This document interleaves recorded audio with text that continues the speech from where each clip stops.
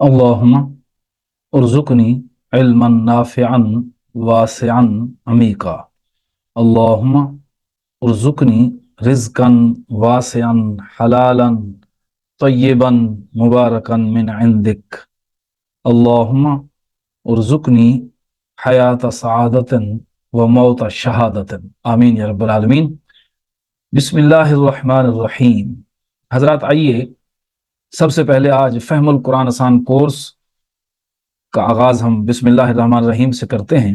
बिस्मिल्लाहिर्रहमानिर्रहीम।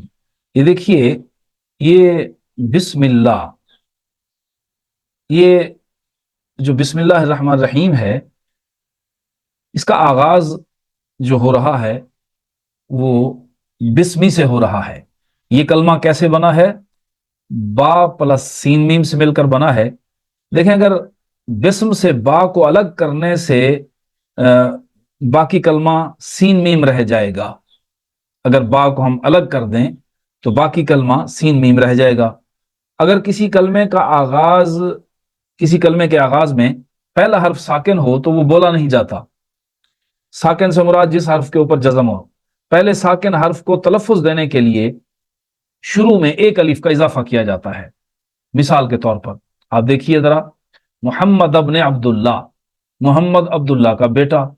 अगर हम मोहम्मद कलमे को अलग कर लें तो बाकी क्या कलमा बचेगा? नी अब्दुल्ला। बा को तो आप पढ़ ही नहीं सकते क्योंकि बा साकिन है, बा के ऊपर जज़म है, लिहाजा इसके तो कोई मानी नहीं होंगे। अब हम फिर क्या करेंगे? पहला हर्फ जो बा है, इसको, ये जो साकिन है, इसको बुलवाने के लिए इसको हम क्या करेंगे? शुरू में तलफ़ुज़ देंगे बा साकिन को बोलने के लिए। अब हम क्या करेंगे? अब बताइए जरा, एक अलिफ का हम इजाफा करेंगे। ये हमने एक अलिफ का इजाफा कर लिया। अब देखिए, आप पढ़ें। पहले आप नहीं पढ़ सकते थे, पहले था नी अब्दुल्ला, अब है इब्ने अब्दुल्ला। तो अब बेमैनी से बामैनी हो गया एक अलिफ का शुरू में इजाफा करने से, क्योंकि बा साकिन था, उसको मुतहर्रिक करने के लिए, उसको बुलवाने के लिए हमें ऐसा करना पड़ा। अब है इब्ने अब्दुल्ला, अब्दुल्ला का बेटा।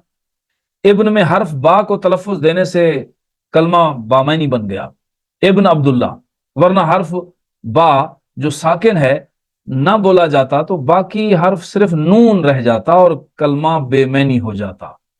तो बेमैनी को बामैनी बनाने के लिए अहले अरब क्या करते हैं कि शुरू में एक अलिफ का इजाफा कर देते हैं। अब आप देखिए, बिस्म, बिस्म। अब ये बा प्लस सीन मीम से कलमा मिलकर बना है। अब बा को अलग कर लिया, अब सीन मीम, सीन के ऊपर तो जज़म है यानी सीन साकिन है। तो अब हम क्या करेंगे जरा बताइए? इस पहला हर्फ सीन को बुलवाने के लिए, इसको हरकत देने के लिए शुरू में हम एक अलिफ का इजाफा करेंगे। अब देखिए, अब कलमा बेमैनी से बामैनी हो गया। अब इस्म पहले नहीं पढ़ा जा सकता था, एक अलिफ का इजाफा करने से अब ये पढ़ा जा रहा है इस्म। इस्म के क्या मैनी है ये तो आप जानते हैं, इस्म के मैनी है नाम। अब ये जो बा है, ये बा का कलमा तो आप उर्दू में इस्तेमाल करते हैं, जैसे बा जमात, बमा अहलो अयाल, बमा साजो सामान। तो ये बा का कलमा के साथ के मैनी में उर्दू में तो इस्तेमाल हो रहा है।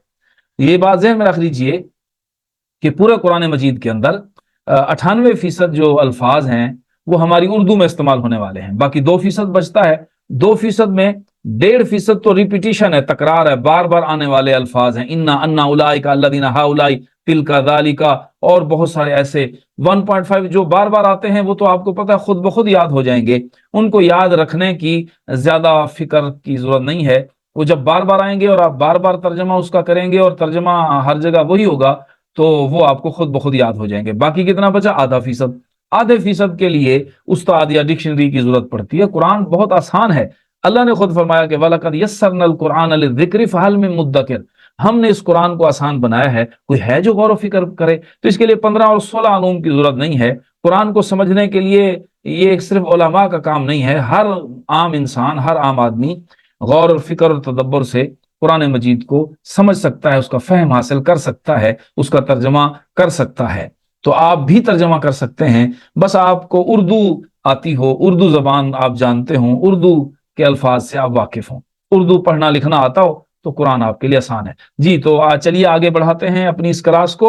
تو بسم اللہ، با کے کیا معنی ہوئے؟ با جماعت، بما اہل و عیال. تو با تک کا کلمہ تو اردو میں آپ استعمال کرتے ہیں.